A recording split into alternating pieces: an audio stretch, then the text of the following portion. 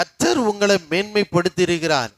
நடந்து முடிந்த அந்த நிகழ்வு உங்க வாழ்க்கையிலே நடக்க வேண்டும் என்றால் அவருடைய சத்தத்திற்கு நீங்கள் கவனமாக செவி கொடுக்க வேண்டும். தேவனுடைய வார்த்தையின் மீது உங்கள் கவனம் பதிக்க வேண்டும்.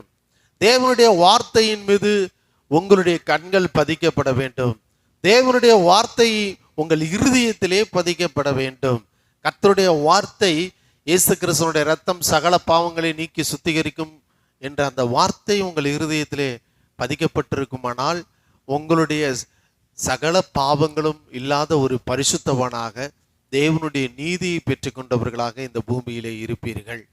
தேவனுடைய வார்த்தையாகிய இயேசுவின் தழும்புகளால் நீங்கள் குணமானீர்கள் என்ற வார்த்தை உங்கள் இருதயத்திலே பதிக்கப்பட்டிருப்பீர்கள் என்றால் உங்களுடைய வாழ்நாள் எல்லாம் சுகத்தோடும் பலத்தோடும் ஆரோக்கியத்தோடும் நீடித்த நாட்களோடும் கர்த்தர் உங்களை திருப்தியாக வாழ செய்திடுவார்.